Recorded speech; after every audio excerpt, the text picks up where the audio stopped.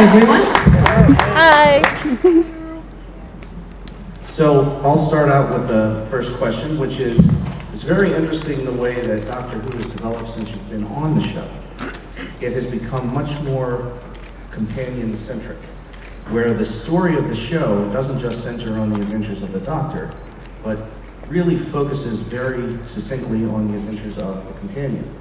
The companion becoming, in a way, almost the main character. I would say in your tenure in the role as Ace, that was really the pioneering time when the plots of the stories began to revolve around the companion. And since that time, having watched the show, or having watched pieces of it, what's the most interesting thing that you found about portraying that role in the context of the way it was changing at the time? Well, it was really extraordinary to me because I did remember from my childhood watching Katie Manning and Liz Sladen, and I thought that they were always quite central. But you're right that the Doctor was actually kind of the main focus. The companion has always been the character who the audience identifies with. So you are the companion when you're watching, I think, in many ways. And then along comes Ace, and I remember reading the script of Dragonfire for the first time when it came through my letterbox, and thinking, this is a bit different, because I'd remembered those characters I'd watched when I was younger, and thinking, gosh, this is great. It's a completely different type of character. At the time, we weren't sure whether Ace was going to carry on and be the companion. I was employed for 3 episodes, and then possibly with the idea that maybe they might want me to continue. And then, of course, I did continue, and then the script started getting very Ace-centric, and by the time we came to the season with The Curse of Fenric and Ghostlight and Survival, that little trilogy was Ace's story, really, and as you were saying. And what that allowed for was not only the development of the character of the companion into kind of a more realistic character, but also I think it gave the Doctor a chance to be more mysterious. And I think that's what was picked up in the new series. Also, I think it was a very clever and sort of fundamental to the success of New Who that Russell T Davies did that the first story is called Rose, because really, if you're looking from the point of view of say a child who's never seen Doctor Who before at all, and who's just watching this, or a family who's never watched Doctor Who before, which was what most people were doing, it's got to be something understandable. And I think unfortunately that's where maybe the film fell down, was that it was trying to kind of tick too many boxes. So it was actually really meant for the general public in America. But that said, the producer knew that the fans would want a sort of nod to the past.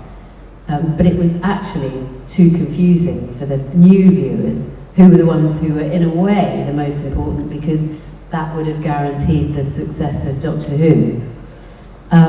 So I think it was a brilliant move to have Rose become that sort of central point, and then for the Doctor to be more, it allows him in a way to be more mysterious, more kind of, in a way, sort of not on the periphery, but you know what I mean, a sort of, whereas the audience identifies very firmly with the companion, and so that definitely did happen with Ace.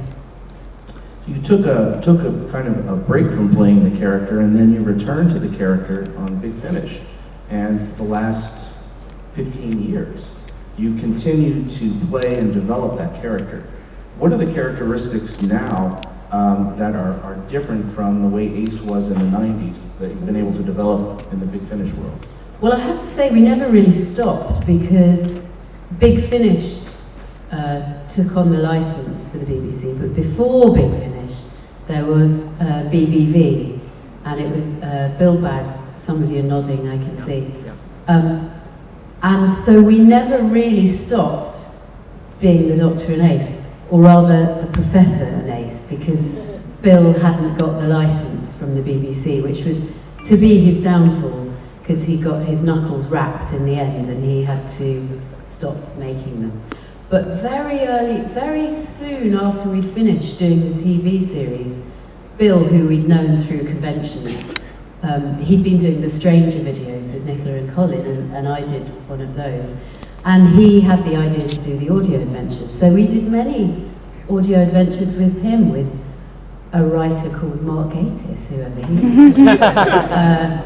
And it was, so we kind of, we've had this continuity the whole way through, which has been amazing. But to answer your question, with the Big Finish audios, Ace has gone in many different directions, which is what I love about playing her, because she's not only had, she's been killed off in the comics, she went on to the New Adventure stories for Virgin, where she became this kind of leather-clad, gun-toting, much more of a sort of, I don't know, more of a sort of video game, like a Lara Croft kind of character, a bit more cynical and mature.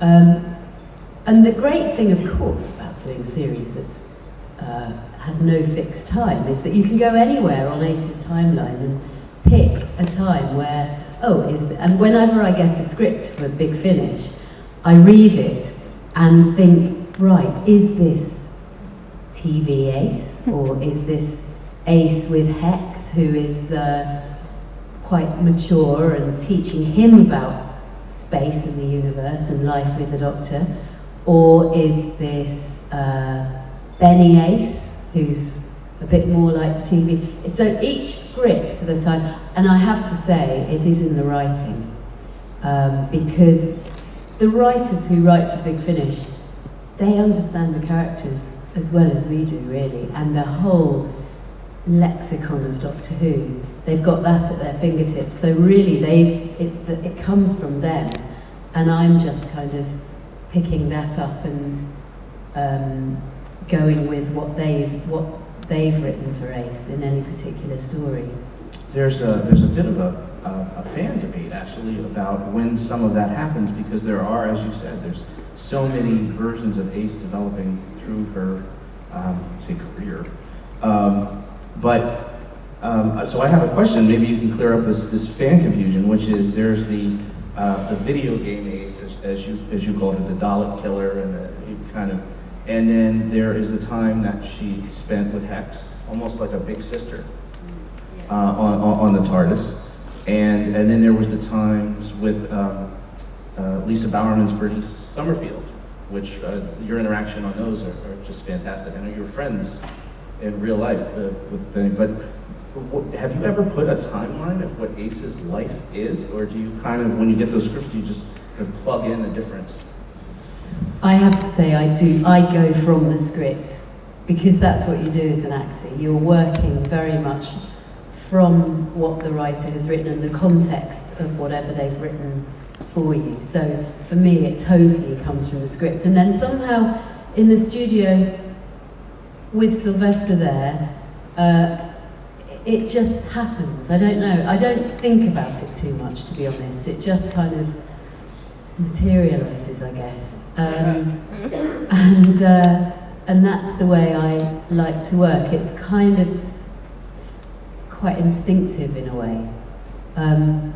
But having said that, a few weeks ago I was at a signing and this guy comes up who I've known for years as a fan and takes out of his bag this amazing piece of work, and it is Ace's timeline. And it is everything. So it's all the Big Finishes, or the TV for starters, and then it's the comics even, Big Finishes, the BBV stuff, everything, all put into a timeline, which is amazing. So in fact I should take a photo of it and put it on social media, because it's a real amazing. It took him a long time. And it's a really good reference, actually. It's really useful. But no, for me, when I'm working with any script, it comes from the script, and then, I don't know, just something happens. Some, I don't know, instinct. I don't know what it is. Have, by show of just cheers or clapping, how many of you have actually owned some of the Big Finish audio starring?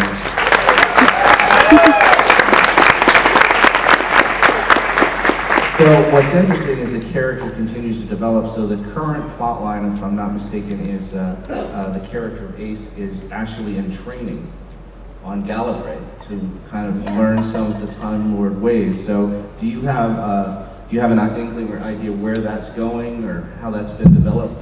Nope. I'm always the last person to hear. So again, I just get the script and read the words. Well, maybe a bit more than that. But it's interesting though, isn't it? Because of this idea of different aces, and you could just say that it's sort of different parallel universes, sliding doors. One bit of Ace went off this way, one bit went off the other way. So the ones I've just recorded actually with Sylvester in the last month, we've reunited Mel and Ace, and that's fantastic because it's a really great relationship there. And I'm always amazed by looking back to Dragonfire. The way that was written is great because the characters of Mel and Ace, you probably couldn't get two more different characters in many ways. And the way that it could have been written, which would have been kind of easy, would be that they kind of looked at each other and went, "Ooh, who are you?" You know, and didn't like each other very much. But actually, it's much more clever than that. And the way that they respect each other and see each other's positive traits, and it's very much taken up in these Big Finish stories we've been doing. And I'm really looking forward to hearing them after they've been edited and the post-production on them. I think you'll like them. They're really, really, again, well written. And there's another relationship. I think that's because it's all about relationships, isn't it? And the way that people react to each other is the drama. So, yeah, and it was the same but different. It was funny. There's me in the middle, and then Sylvester in the booth this side, and Bonnie in the booth this side, and it was just great. It was really, really enjoyable to record. I think one of my favorite of your performances is in a Big Finish episode. It's like what they call a two-hander. It's you and Sylvester, and it's I'm trying to think of the name of it, but it was right after spoilers. The character of Hex was apparently killed. Oh, yeah. And there was a full-on, would have been a 25-minute broadcast episode. It was on the air, where you and Sylvester are having just an absolute battle over how he's alien and not human and doesn't have real feelings, and it's absolute. I can't remember. Is it Signs and Wonders? Does anybody know? Afterlife. Yeah. Afterlife is a great story. It really was kind of quite heavy to do that one. It was fantastic. So I highly recommend the Big Finish, and Ace continues to develop. So at this point, would anyone like to ask questions?